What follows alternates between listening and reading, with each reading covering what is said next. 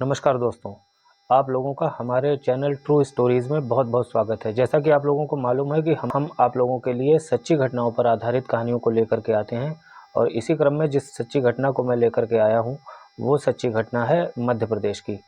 कि आप आमतौर पे आप लोगों ने देखा होगा कि जब भी कोई क्राइम होता है या कोई अपराध होता है, तो उस अपराध के लिए जो ज़िम्मेदार व्यक्ति होता है, उस ज़िम्मेदार व्यक्ति की सूचना पुलिस को जाती है और पुलिस उस मामले की इन्वेस्टिगेशन करती है और पूरी तरीके से छानबीन करने के बाद में उन व्यक्तियों के खिलाफ आरोप पत्र अदालत में पेश करती है और अदालत इस बात को तय करती है कि संबंधित व्यक्ति जिसके खिलाफ ये मामला दर्ज किया गया है, दोषी है या फिर निर्दोष। यदि दोषी होता है तो उसके खिलाफ कोर्ट सजा देता है, यदि निर्दोष होता है तो उस व्यक्ति को कोर्ट से छोड़ दिया जाता है और साथ ही साथ पुलिस को ये भी निर्देश दिया जाता है कि ये जो है असली गुनहगार नहीं है, आप असली गुनहगार को अदालत में पेश करो।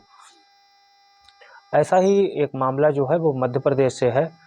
दरअसल पुलिस की इन्वेस्टिगेशन के ऊपर बहुत सारे सवाल उठते हैं, तमाम तरीके के सवाल उठते हैं और ऐसा माना जाता है कि अगर पुलिस अपनी कार्यवाही और अपनी इन्वेस्टिगेशन और तफ्तीश अगर ईमानदारी से करती है तो वो जो है मामला जो है बहुत जल्दी खुल जाता है और यदि किसी भी तफ्तीश या किसी भी इन्वेस्टिगेशन के मामले में अगर हीला हवाली करती है तो फिर वो मामला बहुत दिनों तक अदालत में चलता रहता है या यूं ही पेंडिंग पड़ा रहता है, उसका कोई फैसला नहीं हो जाता है।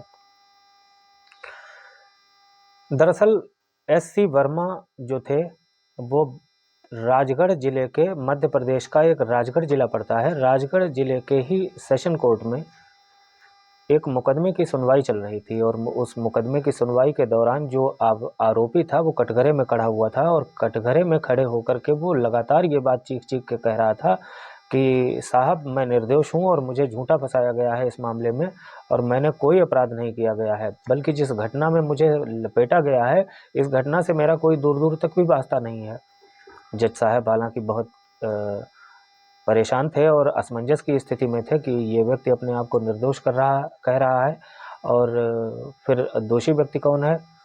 लिहाजा वो उस व्यक्ति को जेल भेजने का फैसला कर लेते हैं और अगली डेट तक उस मुकदमे की कार्यवाही को स्थगित कर देते हैं। आखिर वो कटघरे में खड़ा व्यक्ति कौन था, वो क्यों उस कटघरे तक आकर के पहुंचा था, उसका अपराध क्या था और वो अपने आप को लगातार निर्दोष क्यों कर रहा था, ये तमाम तरीके के सवाल आप लोगों के दिमाग में आ रहे होंगे। तो इन सवालों का जवाब जानने के लिए आप लोग इस स्टोरी में हमारे साथ लगातार बने रहिए, क्योंकि अगर स्टोरी आप लोग सुनते हैं और उसके बाद में अंत तक नहीं सुनते हैं तो फिर मज़ा जो है वो नहीं आता है। और इन सब सारे तमाम सवालों के जवाब जानने के लिए आपको इस स्टोरी को अंत तक सुनना चाहिए, ऐसा मेरा मानना है। तो स्टोरी की शुरुआत करते हैं। दरअसल ये कुछ समय पहले की बात है। एक भोपाल ज़िले में एक तहसील लगती है बैरसिया और इसी बैरसिया तहसील में एक गांव पड़ता है तरावली सोनकच्छ। हालांकि ये जो गांव है वो काफ़ी पिछड़ा हुआ है, आवागमन के जो रास्ते हैं वो भी इतने सुदृढ़ नहीं हैं जिससे कोई आम जनता जो है वो इस गांव तक पहुंच सके। गांव में कंजर जाति के व्यक्तियों की ज़्यादातर बस्ती है और कंजर जाति के लोग ही इस बस्ती में रहते हैं। इसी कंजर बस्ती में एक खजान सिंह नाम का व्यक्ति रहा करता था। देखने में हष्ट पुष्ट, डील डॉल, अच्छा खासा तंदुरुस्त।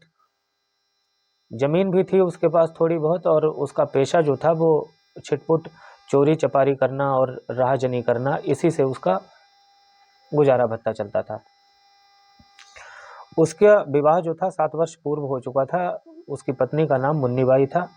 हालांकि विवाह के 7 वर्ष भी बीत गए थे लेकिन उनके घर पर कोई बच्चा नहीं था। इस बात को लेकर के खजान सिंह ने अपनी बीवी का कई जगह इलाज कराया और उसे दिखाया, लेकिन कोई फ़ायदा नहीं हुआ। हालांकि बहुत जगह उसने मन्नत भी मांगी लेकिन कोई फ़ायदा नहीं, उसका कोई समाधान नहीं निकला।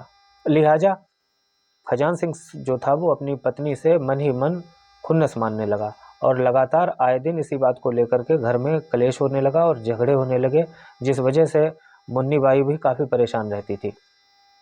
अच्छा, इधर खजान सिंह जो था वो मुन्नी बाई को लगातार मायके भेजने की जिद पर अड़ा रहता था। थक हार कर बेचारी मुन्नी भी थी, रोज़ रोज़ की कलह से दूर होकर के वो अपने मायके बैरसिया में अपने पिता तखत सिंह के यहाँ लौट आती है। लौटने के बाद जब तखत सिंह को पता लगता है कि इस तरीके से, तो वो भी बेचारे बड़ा उनका मन आहत होता है, लेकिन क्या कर पाते। मुन्नी जो है वो उनके यहाँ रहने लगती है। इसी दौरान में मुन्नी बाई की मुंहबोली बहन, जिसका नाम बायस बाई होता है, वो ननौरी गांव में ब्याही होती है। और ननौरी गांव जो है वो बैरसिया से लगभग 100 किलोमीटर से भी ज़्यादा दूर की तरफ होता है। वो अपने मायके आती है और मुन्नी बाई को अपने घर आने का न्योता दे जाती है। इसी दौरान वक्त बीतता रहता है।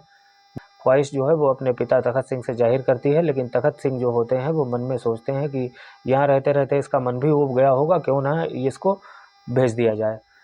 इस तरीके से वो मुन्नी बाई बायस बाई के यहाँ ननौरी गांव जाकर के रहने लगती है। जो बने सिंह होता है वो बायस बाई का पति होता है, और बायस बाई के पति बने सिंह का भतीजा होता है रामचंद्र। रामचंद्र का विवाह लगभग 17 वर्ष पहले हुआ था, जिसकी पत्नी का नाम पुष्पाबाई था। पुष्पाबाई हालांकि 3 बच्चों की मां बनने के बाद में वो इस दुनिया से गुजर गई। रामचंद्र जो था वो एक दूसरी औरत की तलाश में था। इसी दौरान में रामचंद्र की मुलाकात मुन्नी बाई से हो जाती है। दोनों को एक दूसरे से बातचीत करने से बड़ा अच्छा लगता है, और बातचीत के दौरान उन दोनों में दोस्ती हो जाती है, और बातचीत का ये सिलसिला जारी रहता है। और एक दिन रामचंद्र जो है वो अपने मन की बात मुन्नी बाई से कहता है कि क्या तुम मेरे यहाँ बैठोगी। तो वो मुन्नी बाई कहती है कि मैं तो तैयार हूँ, लेकिन मेरा पति जो है खजान सिंह वो बड़ी ही अपराधी प्रवृत्ति का व्यक्ति है, अगर उसे पता चला तो बड़ी मुश्किल हो सकती है। तो रामचंद्र कहता है कि उसकी चिंता तुम ना करो, वो सारी बातें मेरे ऊपर छोड़ दो, और मेरा जो है, अगर तुम मेरे घर पे बैठने के लिए तैयार हो तो बाकी सारी चीज़ें मैं देख लूँगा। मुन्नी तैयार हो जाती है और वो उसके घर बैठ जाती है। इधर खजान सिंह उर्फ खजानिया को जब पता चलता है कि उसकी पत्नी किसी दूसरे के यहाँ रह रही है, तो वो आग बबूला उठ होता है, और आग बबूला होने के साथ ही वो अपने ससुर तखत सिंह के घर आ धमकता है और कहता है कि तुमने मेरी पत्नी को किसी दूसरे व्यक्ति के साथ में कर दिया है।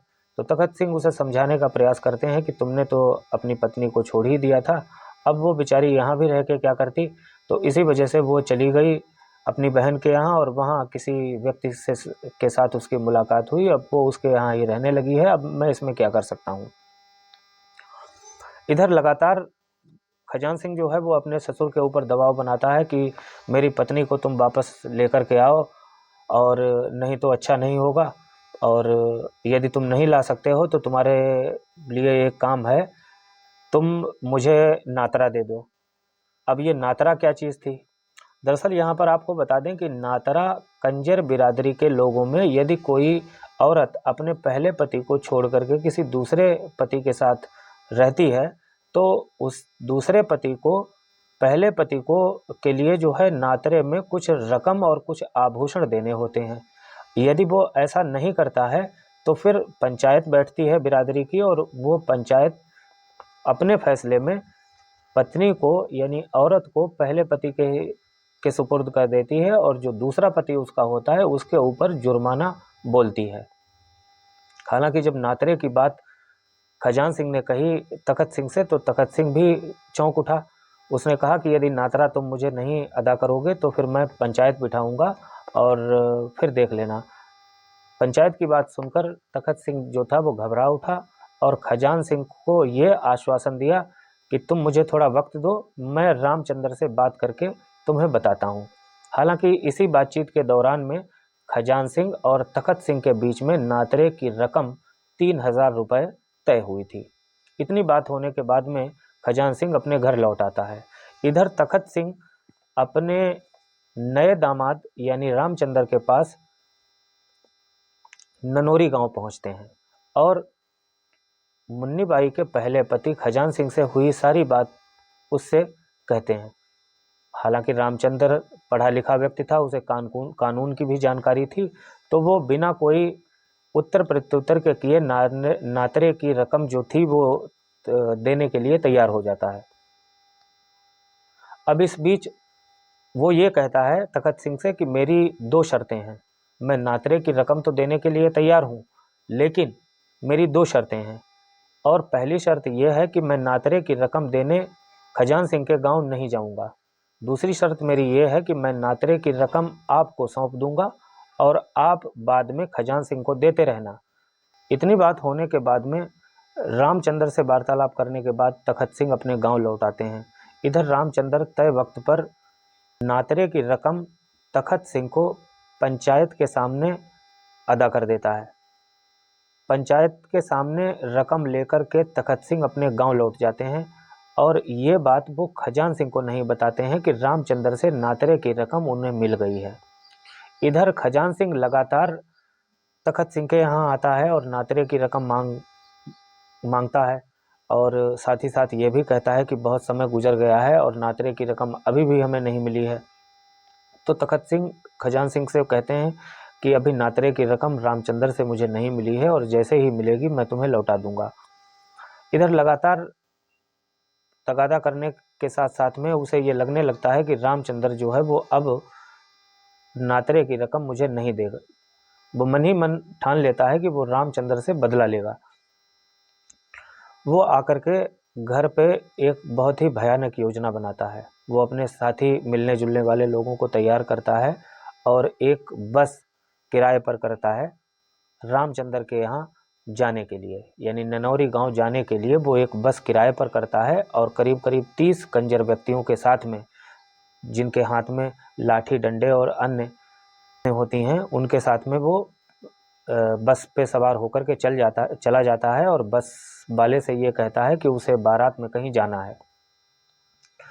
बस में सवार होने के बाद में ये बस ननौरी गांव पहुंच जाती है और ननौरी गांव के बाहर ही बस का ड्राइवर बस रोक देता है और ये सभी लोग उतर के रामचंद्र के घर जाते हैं। हालांकि रामचंद्र उस समय घर पे अपने मौजूद नहीं था जब ये लोग पहुंचते हैं। इधर बस का ड्राइवर थोड़ी देर इंतजार करने के बाद में वो क्या नज़ारा देखता है, जब वो कोई सीन देखता है तो वो बड़ा ही चौंक जाता है। वो देखता है कि 2 व्यक्ति, एक महिला और एक युवती को घसीटते हुए बस की तरफ लेकर के आ रहे हैं। हालांकि वो ये चीज़ें देख करके चौंक जाता है, लेकिन अकेला व्यक्ति उन 30 व्यक्तियों के सामने वो क्या कह सकता था। वो 30 व्यक्ति एक एक करके आके उस युवती और उस महिला के साथ बस में सवार हो जाते हैं और बस वाले को चलने के लिए कहते हैं। तो बस का ड्राइवर उनसे पूछता है कि जिस रास्ते से आए थे उसी रास्ते से चलना है। तो वो कहता है कि नहीं, दूसरे रास्ते से इस बस को ले चलना है और वो वहाँ से बैरसिया की तरफ निकल पड़ते हैं।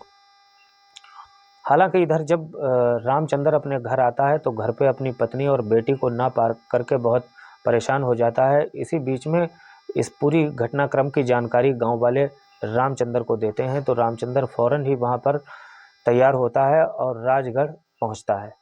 राजगढ़ में उस समय कवि सम्मेलन चल रहा था और कवि सम्मेलन में तत्कालीन एसपी HK सरीन भी वहां पे मौजूद थे।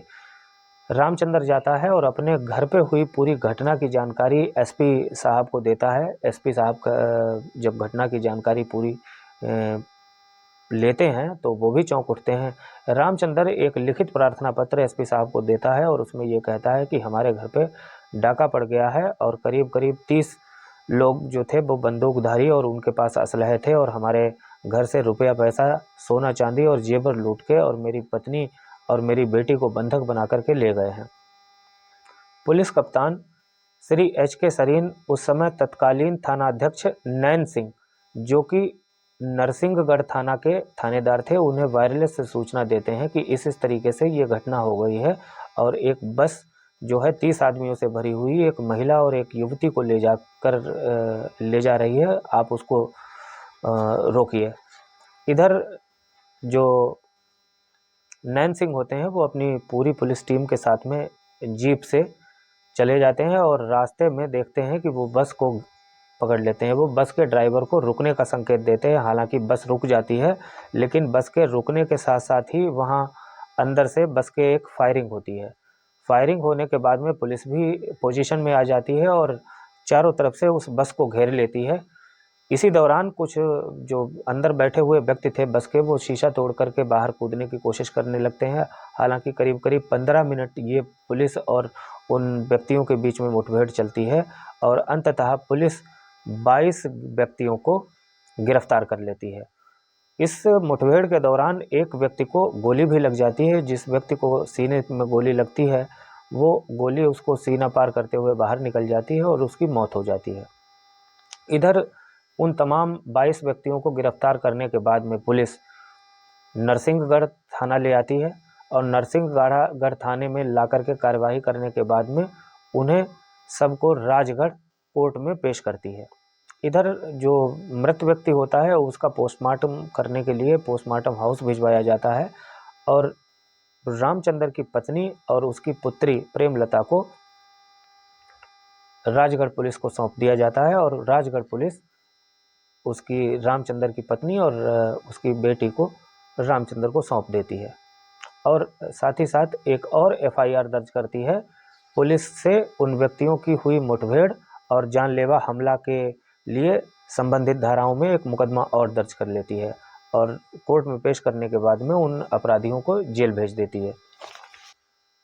खजानिया, हजारिया एवं हशपत सहित लगभग 22 व्यक्तियों के खिलाफ 2 आरोप पत्र श्री एस.सी. वर्मा की अदालत में पेश करती है।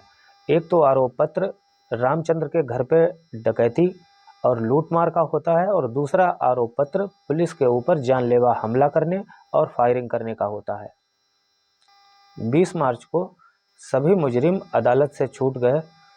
2-3 पेशियों पर आने के बाद में सारे मुजरिम जो थे वो कोर्ट में पेशियों पर नदारद रहे, लिहाजा कोर्ट ने उनके खिलाफ वारंट जारी किया। इस वारंट में खजानिया और हजारिया नाम के 2 आरोपी पकड़े गए जिनकी जमानतें उसके बाद में हाई कोर्ट से हुई। और यहाँ पर आपको बता दें कि इसी वारंट में जो हशपत पकड़ा गया था, जो जैसा कि कहानी की शुरुआत में मैंने आप लोगों को बताया, जो हशपत ये जो कटघरे में खड़ा हुआ था लगातार अपने आप को निर्दोष कह रहा था, ये वही हशपत था जो कोर्ट के जारी किए गए वारंट के साथ में पुलिस ने पकड़ करके अदालत में पेश किया था। ये वो हशपत नहीं था जिस हशपत की तलाश पुलिस को थी। इसी सिलसिले में हशपत जो कि कटघरे में खड़ा था उसने अदालत में एक प्रार्थना पत्र दिया। उस प्रार्थना पत्र में उसने कहा कि पुलिस ने वारंट जारी होने के बाद जब सब लोगों को पकड़ा तो उसमें मुझे भी पकड़ लिया। ये हशपत ने एक प्रार्थना पत्र अदालत में पेश करके ये बताया कि मैं वो हशपत नहीं हूँ जिस हशपत को पुलिस को तलाश है, जिस हशपत की पुलिस को तलाश है, बल्कि मैं वो हशपत हूँ। जब अदालत ने वारंट जारी किया था तो पुलिस ने मुझे पकड़ करके अदालत में पेश कर दिया। जिस हशपत के खिलाफ वारंट जारी हुआ था वो अभी तक फरार चल रहा है। दरअसल मैं अपने पिता लठिया की संतान हूँ और मेरा वो बड़ा भाई है जो इस मामले में अभियुक्त है। मैं उसका छोटा भाई हूँ। हालांकि मेरे पिता की 2 पत्नियाँ थीं। पहली पत्नी से बड़ा हशपत यानी कि मेरा बड़ा भाई जो इस मामले में वांछित है और दूसरी पत्नी से मैं हशपत जो कि छोटा भाई उसका पैदा हुए, तो इसलिए मुझे छोड़ दिया जाए।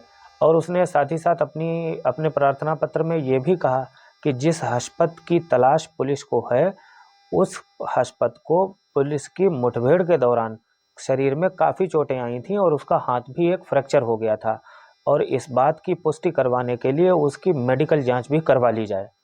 इधर हशपत की दरख्वास्त पर अदालत ने कार्यवाही करते हुए संबंधित थाना के थानेदार नैन सिंह को अदालत में तलब किया और उनसे पूछा गया कि वो ये बताएं कि यह वही हशपत है जिस हशपत को पुलिस ने अदालत में पेश किया है, ये वही हशपत है जो अपराधी है। तो नैन सिंह ने अदालत में अपने बयान में ये कहा कि ये मुझे वही हशपत लगता है जो घटना के दौरान बस में सवार था। नैन सिंह के इस बयान पर हशपत की दरख्वास्त को खारिज करते हुए उसे जेल भेज दिया गया। इधर हशपत के परिवार वालों ने उसी समय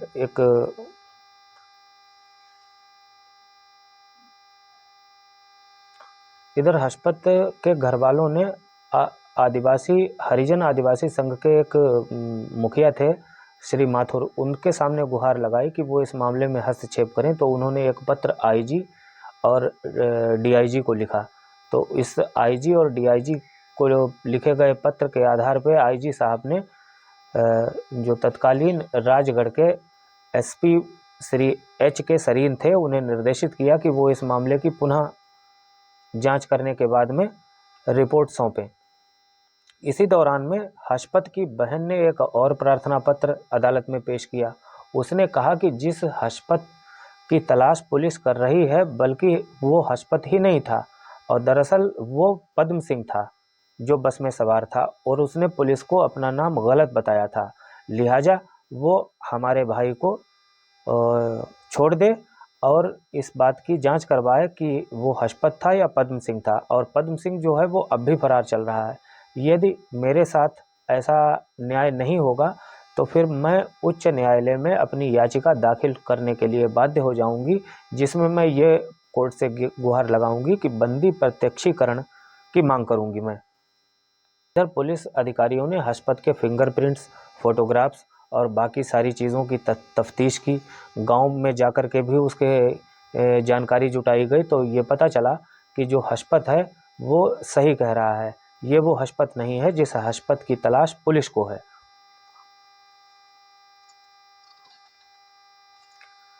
जैसे ही इस बात की पुष्टि हो गई कि ये हशपत नहीं है, तो श्री एच के सरीन जो तत्कालीन एसपी थे, उन्होंने श्री न्यायाधीश श्री वर्मा को पत्र लिखा कि ये वो हशपत नहीं है, इसको तत्काल छोड़ दिया जाए। जब ऐसा पत्र श्री वर्मा ने पढ़ा तो उन्हें शुरुआती दौर में बड़ा गुस्सा आया।